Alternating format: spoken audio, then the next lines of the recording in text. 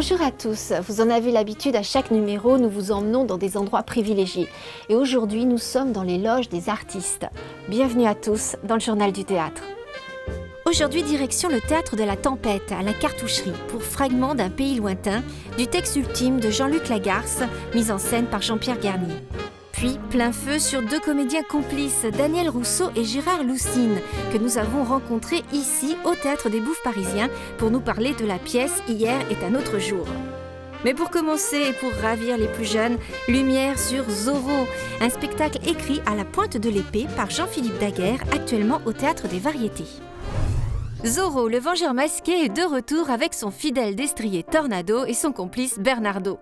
Amour, combat de cap et d'épée, passage secret et flamenco sont au Théâtre des Variétés. Grâce à la danse, à la chanson et au combat, on retrouve toute l'ambiance du cinéma Technicolor, un grand spectacle familial.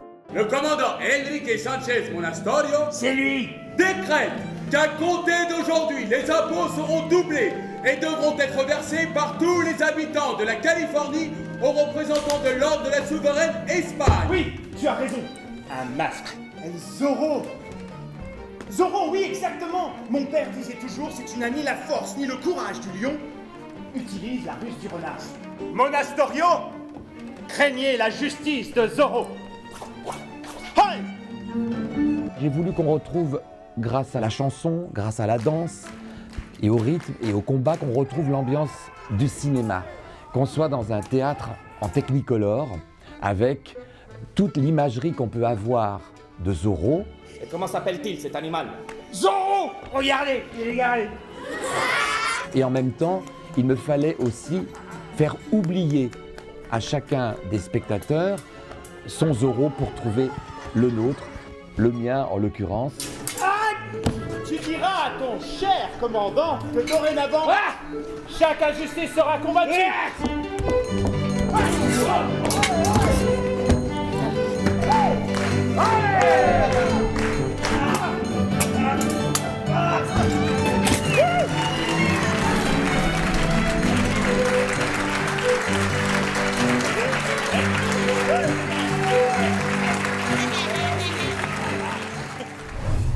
L'auteur et metteur en scène Jean-Luc Lagarce a écrit cette pièce avant de mourir.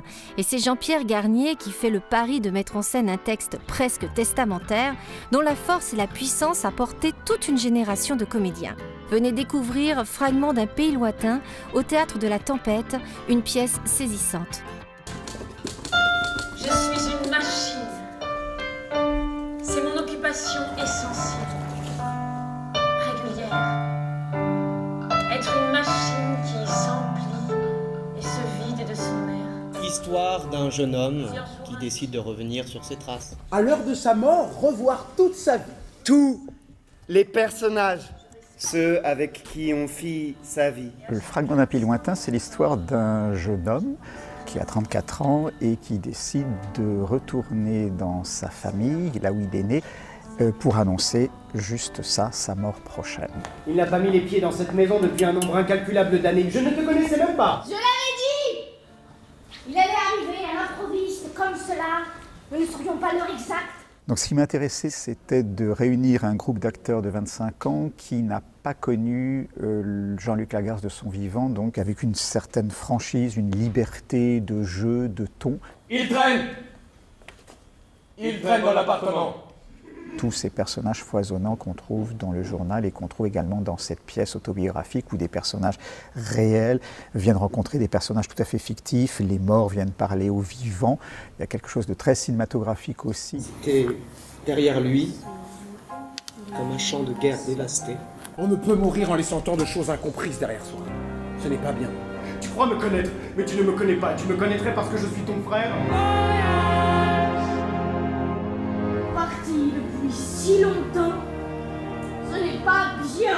Pour notre mère non plus, ce n'est pas bien. Tu me touches, je te tue. Laisse-le. Parfois, certaines nuits, tu rêves d'être avec lui.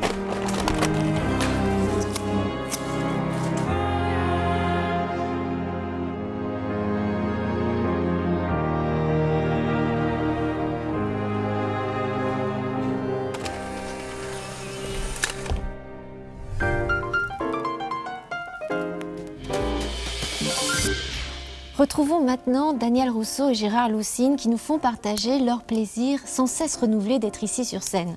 Qui nous font partager leur plaisir sans cesse renouvelé d'être ici sur scène. Qui nous font partager... C'est un type un petit peu fermé sur lui-même, sur le monde, bon. Et enfin, je vous fais le pitch tout simple. Un homme va arriver et va lui exploser sa vie totalement. Bien sûr, c'est une comédie, c'est pour faire rire, mais il va lui faire entrevoir que sa vie, on le trompe dans son métier, ses amis, et puis il va retrouver un petit peu l'amour de sa vie. Il ne sait pas comment faire, mais ça va l'aider. Et donc, c'est une rencontre décisive, comme on peut en faire dans la vie. Et tout ça sur le mode comique, bien entendu, c'est important. Voilà.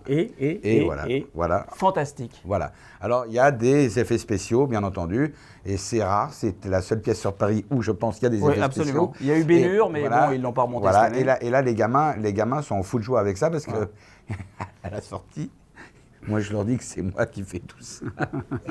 C'est dégueulasse. Alors, ce qu'il faut dire aussi, et ce que Daniel m'a dit de dire, mais qu'il a oublié de dire là, c'est que ce personnage qui arrive, donc que je suis moi, personne ne le voit ni ne l'entend. Il n'y a que moi qui le vois et l'entend. Ça, c'est très important. Voilà, c'est important. Après, j'en dis pas plus, vous vous débrouillerez. Voilà, les autres ne le voient pas. Ah bah oui. Ce qui m'a moi stupéfié, c'est que certaines personnes pensent que c'est une adaptation d'une pièce anglaise.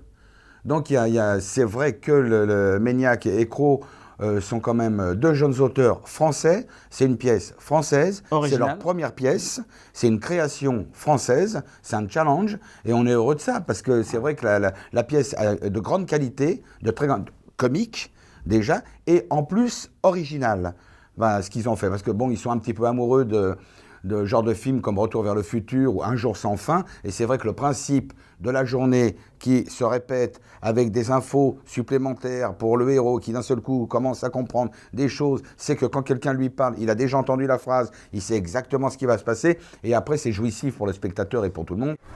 C'est la fin du journal du théâtre et nous sommes encore dans les coulisses. On se quitte sur une phrase de Eugène Labiche qui disait « Je fais des pièces et ma femme des scènes ». Je comprends vraiment pas ce qu'il voulait dire. Au revoir à tous et à bientôt.